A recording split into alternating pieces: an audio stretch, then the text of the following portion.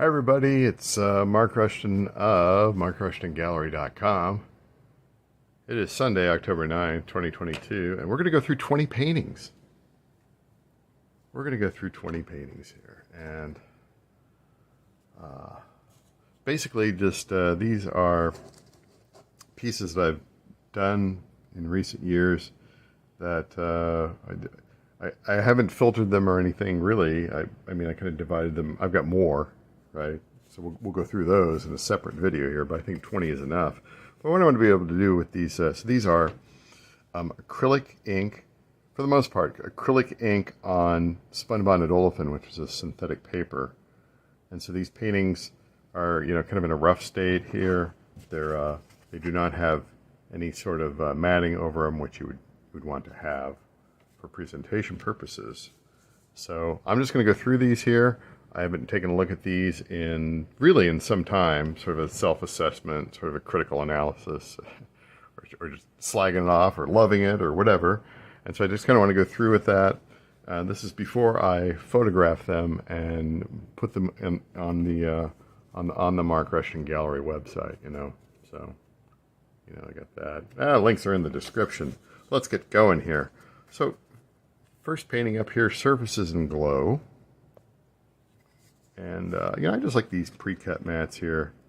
I'm just trying to figure out what might be the best size for it. Now, obviously, that's not going to be right. So this is going to be an 8x10 pre-cut mat. Put that on there. And then it's just a matter of finding out where it should be. I think generally for this one here, you're going to have, something like that. That's pretty good. It's got this little odd green streak going through here, but that's me, right? I honestly, I don't remember. I really don't remember making a lot of these. They just kind of come out of the ether, right?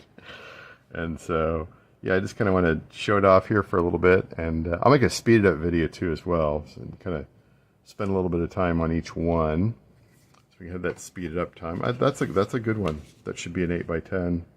I got another one here, which this is a full size, so this could make it to 9x12 status.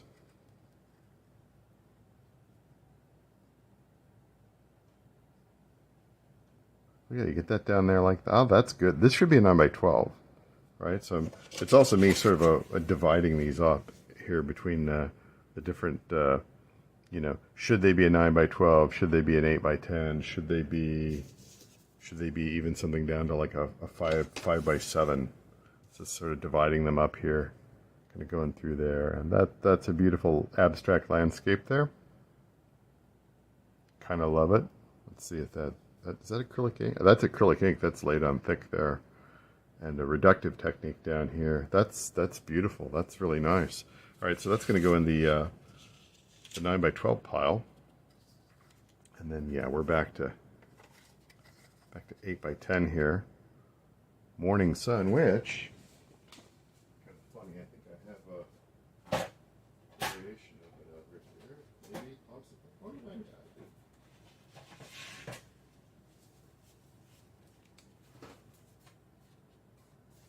No, never mind. Skip that. That's Morning Sun. That's beautiful. So that'll go in the 8x10 pile. The Dark Side. Oh my gosh. Does this fit the, does this fit? It barely fits. Oh my god, it barely fits in there. Now wait a second. Let's do the 5x7. That's a little too small.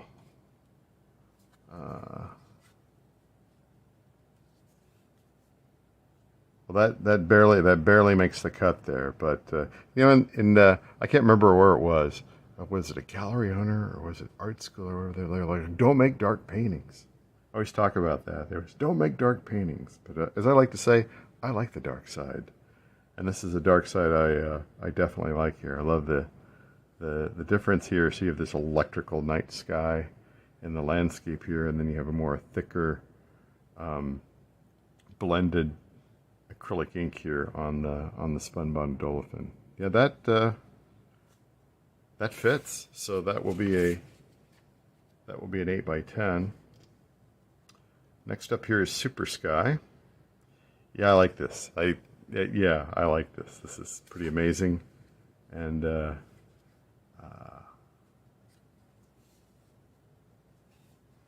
try the different. How high can you make that? Oh, that's just about like that. Try to figure out. See, when I make these, I don't really kind of have. When I made them, I wasn't making them for a particular size. I wasn't thinking about. I was just making them. You know, it's like, oh, I have this piece of paper, and I'll just throw some ink down on it. But maybe I should be a little bit more deliberate about my sizes in the future. Like, these will be 8 by 10. These will be 9 by 12. These will be 11 by 14. These will be 5 by 7. That sort of thing. So that's beautiful. That's beautiful. Super Sky is definitely a keeper. Oh my God, Thicket. Oh my God, Thicket here. Let's just go with this. Now, I have this in acrylic. I had this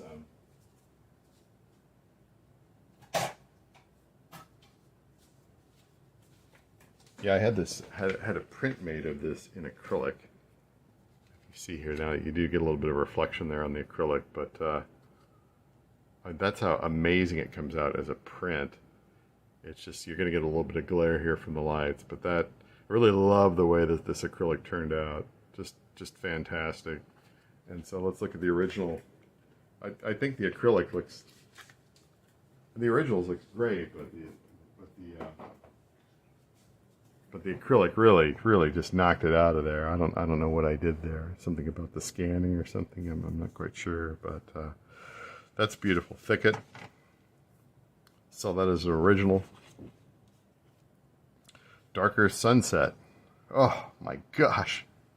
Proud of my work here. That's good. That's good. And it's not easy to kind of mess around with the blacks and the browns there, or the oranges and the purples. Oh, look at that.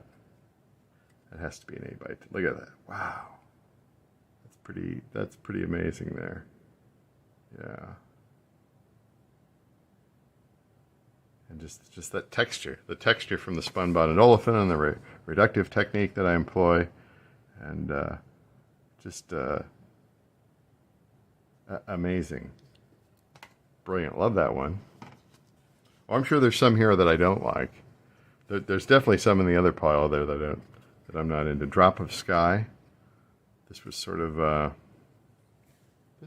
me experimenting. I guess this is probably like a color wheel experiment. Because you have green and purple, which are they're what do you call them? Opposites, complementary colors or something like that on the color wheel anyway.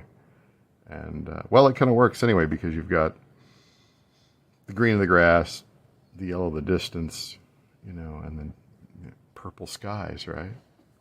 That's a keeper. Far West.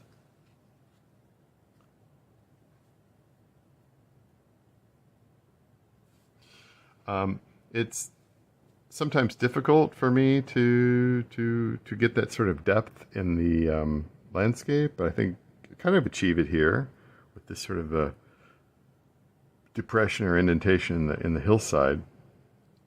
It's abstract landscape. I think it's a keeper. Oh, Dusk in the Hills. Dusk in the Hills. For the that's beautiful. That's one I would love to make into an absolutely huge painting, huge, like a metal print or something like that, and have that be sort of like a signature piece. If you're having like a in-person show or something like that, if you had one, well, I got a bunch of them that I would consider making into an expensive metal print, and that'd be one of them right there. That's and then you get that little yellow on the hillside, just fantastic. I was really knocking it out of the park at this time here. It seemed like everything I was doing was just amazing. And this is a little bit more abstract here, March Glow. I think I would be more inclined to go a little lower here, get that orangish yellow in there. Again, this where you're getting kind of abstract here. You're getting kind of yeah, you're just getting kind of abstract there. But you can still tell it's kind of a kind of an alien landscape, right? And so that's lovely. I'll take that. Oof. Oh my God. Here's another one that I'd love to do in a big, gigantic metal print. And I think I'm more inclined to go with the grass here than well, I don't have much choice. Go with the grass. This is break glow. Oh. As far as abstract landscapes, fields and hills in the distance, and maybe sort of a twilight sky, I don't think you can get much better than that. Wow. Just amazing. Just, that's really good. I'm proud of my work, you know? That's good. That's why I got to get these things, matted and photographed and onto the gallery website. So, definitely a keeper.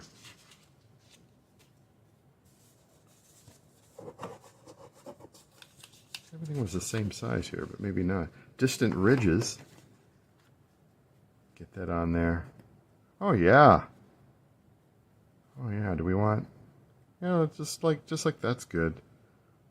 I don't know how I got that effect. Oh, I think I know how I got the effect.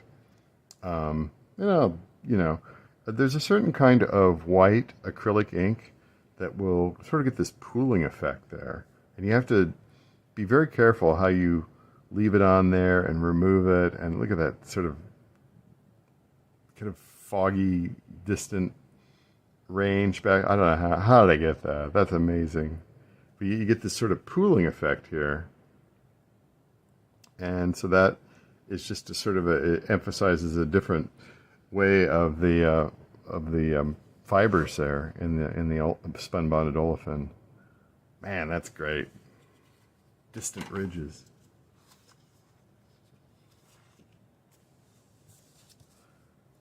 Another great one. Foggy. I was really on a roll here. You can see the numbers there. You know, I was like knocking them out in sequence here. Foggy bright glow. Yeah, foggy bright glow. And just again, very abstract. And you know what it is when you look at it, right? It's a distant hillside, sort of an evening twilight, the field. You know, it could be soybeans changing, a little hint of orange in there, and variation in landscape, and scratchy effects. Just wow, it's killer. The one I made after that. These are in sequence here. You can see with the numbers, all aglow.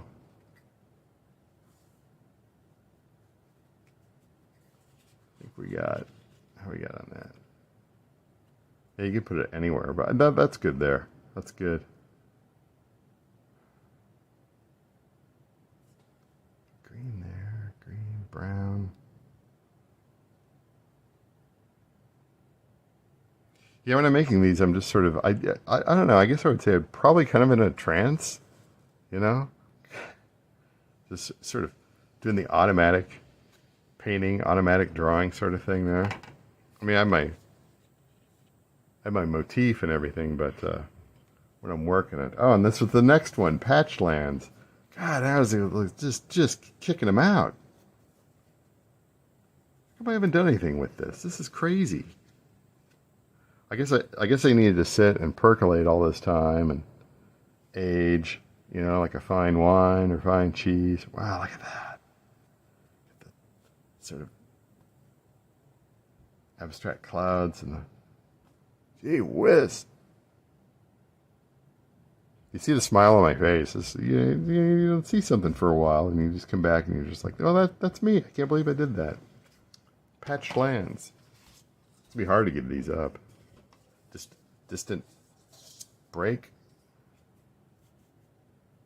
Again, this is another one that I'd love to do a large metal print of in a nice, this actually could go a little bit wider, probably like a 3:2 aspect ratio, because I think it's at least three times as wide as it is back, but we can do 8x10 as well. Pretty amazing. Distant break. Yeah, it's great too. 7-Eleven. That was sometime later. Control key, a little bit earlier.